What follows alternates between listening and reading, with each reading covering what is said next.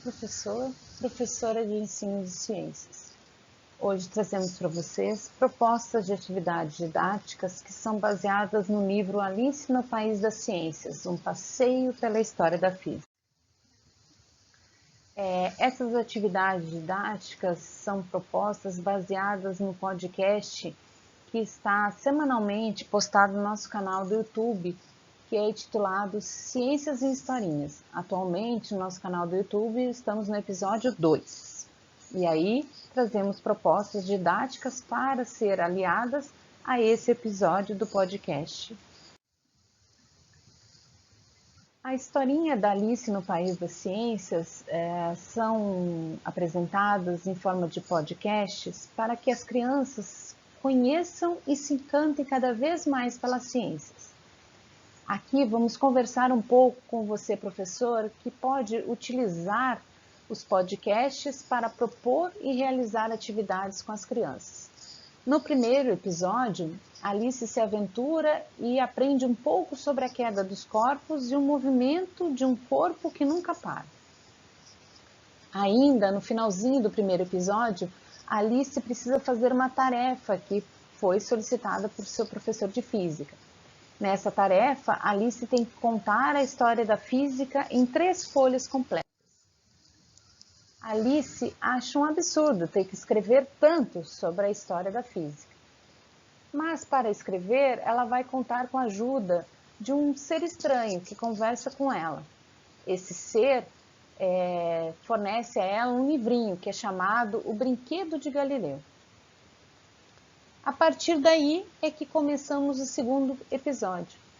Durante a leitura desse livrinho, Alice começa a usar a imaginação e se aventurar juntamente com os personagens, conhecendo um pouco mais o mundo e as histórias da física.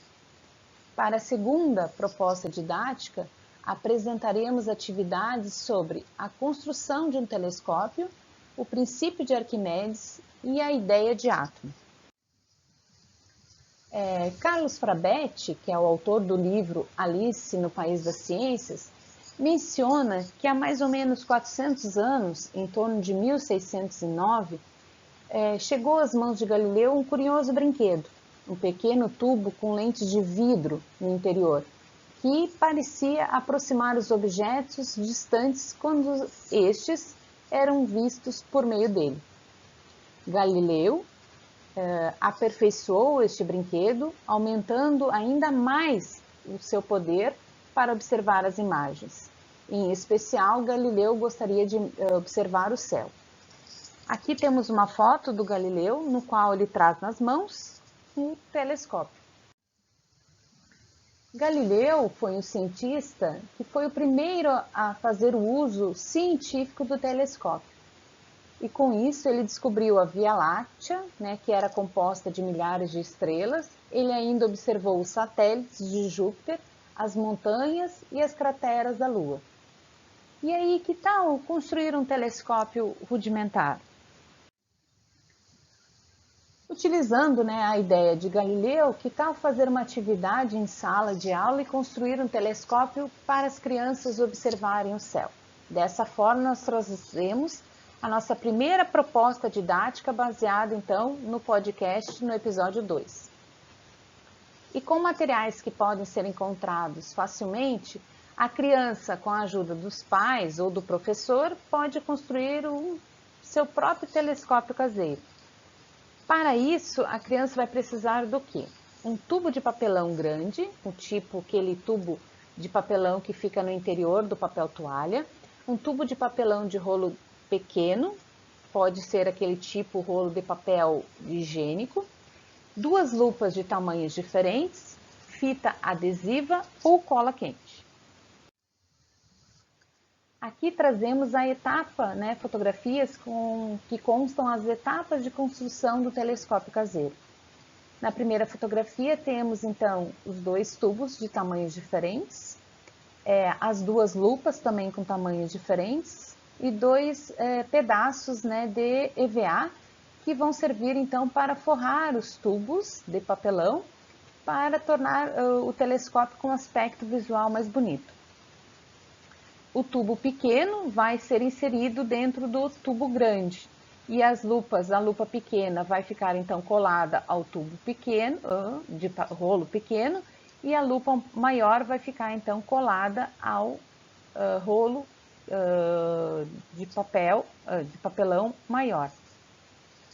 Dessa forma, acoplando esses dois tubos, ele vai conseguir então observar os objetos, aproximando os objetos e enxergando então melhor.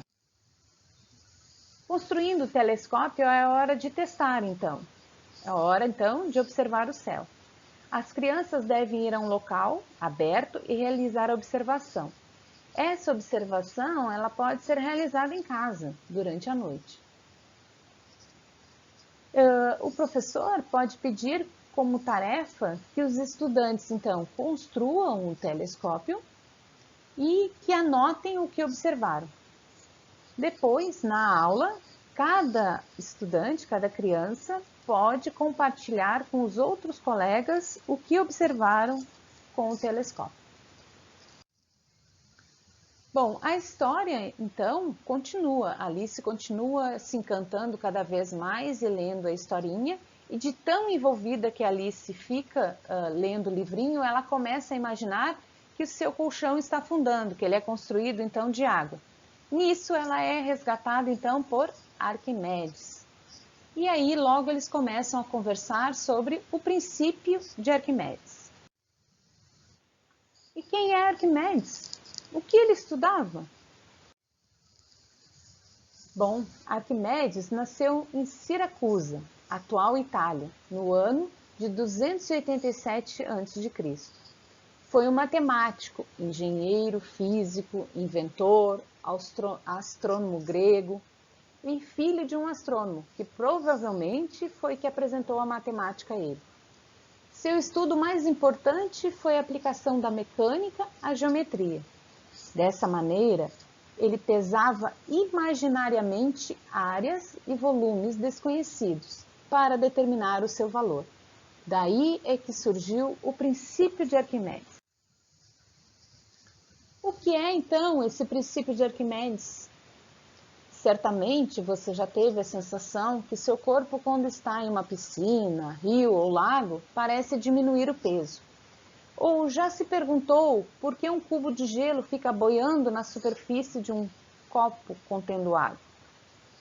O princípio de Arquimedes, ou como é conhecido, teorema de Arquimedes, diz que todo corpo totalmente imerso ou parcialmente imerso em um líquido qualquer fica sujeito a uma força vertical de baixo para cima, igual ao peso da porção de líquido que foi deslocado pelo corpo. Essa força é denominada força de empuxo. E que tal testar, então, o princípio de Arquimedes? Será que seria possível? Para isso, vamos utilizar um frasco transparente de vidro, que pode ser um vaso, um frasco de temperos, de conserva de alimentos, mas o ideal é que ele seja transparente, que possa ser observado então o volume deslocado de água. Um objeto pesado, uma régua, uma caneta marcadora, água e um corante. Como que vamos fazer então? Colocar uma certa quantidade de água no pote de vidro transparente e fazer uma marcação com a caneta. Colocar a régua, né? O ideal é pegar esse frasco de vidro, colocar a régua, colar a régua ali e aí fazer a marcação de só termos então dentro do frasco de vidro a certa quantidade de água. Depois é colocado então um objeto com uma certa massa que possa deslocar uma quantidade de água. E aí se fazer uma nova marcação, observar então quanto de água foi deslocada ao se colocar o objeto dentro desse pote de vidro. Comparar as duas marcações e anotar essas medidas. Perguntar às crianças se elas observaram algo diferente e anotar as hipóteses e discutir com as crianças. Nesse experimento, o que deve ser observado é o deslocamento de água pela colocação de um objeto. Ao tirar o objeto pesado, a água deve retornar ao seu lugar. Com objetos diferentes, as crianças podem comparar e observar que os deslocamentos de volume são diferentes, e isso tem relação com o volume do corpo. Aqui trazemos para vocês 3 objetos de formatos diferentes, que vão deslocar, então, volumes de águas diferentes. O pote de vidro, aqui utilizamos um vaso, né, cilíndrico, para ser utilizado no experimento, uma régua, né, e aí colamos essa régua no frasco, água, um corante, que pode ser um corante alimentício ou o próprio papel crepom para soltar a cor.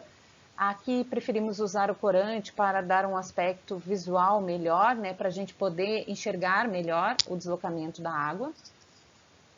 E foram então feitas as marcações só da água, sem objeto nenhum dentro, né, da água dentro do frasco de vidro. Depois se colocou o objeto 1, fez-se uma marcação, tirou-se o objeto 1. Colocou-se o objeto 2, né, fez uma nova marcação, tirou-se o objeto 2. Depois colocou-se o objeto 3, tirou-se ele do frasco de vidro, fez uma marcação e tirou-se ele do frasco de vidro. Dessa forma, nós temos então 4 medidas da água, sem objeto nenhum dentro, no frasco de vidro, com o objeto 1, com o objeto 2 e com o objeto 3.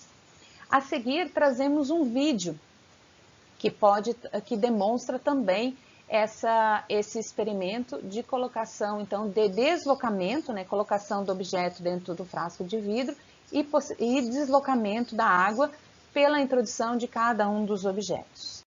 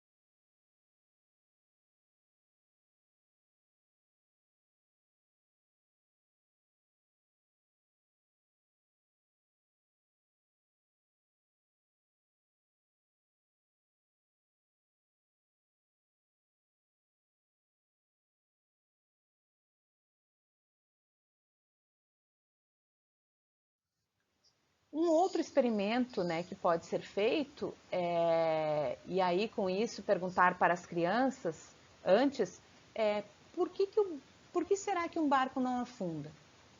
Para fazer esse experimento vai ser preciso então de um frasco transparente de plástico, né, uma bacia, um balde, né, e aí colocar-se água dentro e ainda utilizar-se garrafinhas de água de 500 ml.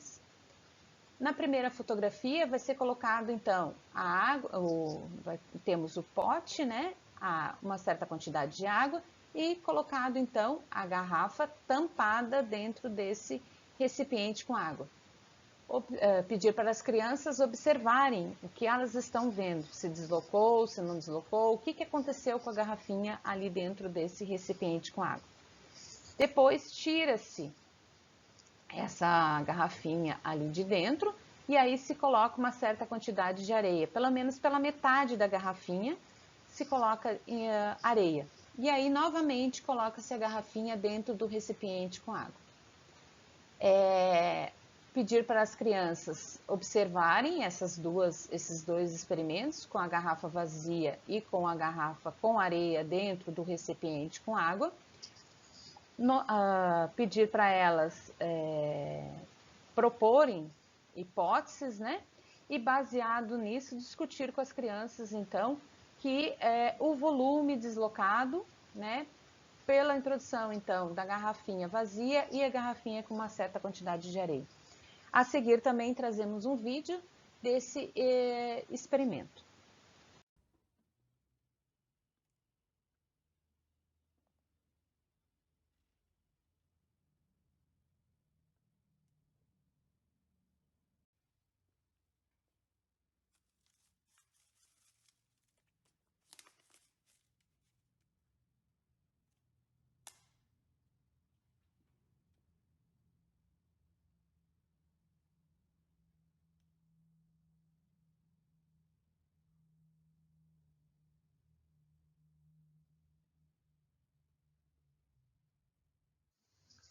A historinha, então, continua, e agora Alice, então, vai conhecer Demócrito, que foi um filósofo grego de uma família nobre que nasceu, então, há 460 anos antes de Cristo.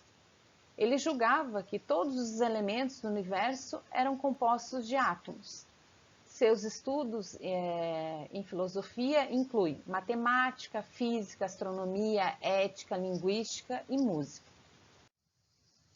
E o que Demócrito, então, estudava, né? Ele estudava, então, a relação de átomos. E para essa atividade, o professor pode sugerir que a criança pegue um pedaço de torrada e parta ao meio, e vá partindo em pedaços cada vez menores. Tem pedaços que vão ficar em forma de pó. Bom, ao quebrar o pedaço de torrada em partículas menores, por mais que você quebre, você nunca chegará a ver um átomo, de tão pequeno que ele é. A seguir, então, temos as fotografias do experimento que pode ser feito, então, com as crianças. Então, temos uma torrada que foi partida ao meio, depois ela foi dividida em 4, depois em 6, e assim foi se quebrando ela em pedaços cada vez menores. Todas essas fotografias foram tiradas com o celular, né? E aí, aqui na fotografia 6, nós temos uma foto que foi tirada com o celular, no qual eu tenho partículas bem pequenas de pão. Na foto 7, nós temos uma foto que foi tirada com o telefone celular, acoplado a ele uma lente macro. E aí a gente pode ver com mais nitidez os pozinhos, né? De pozinho de pão que foram formados.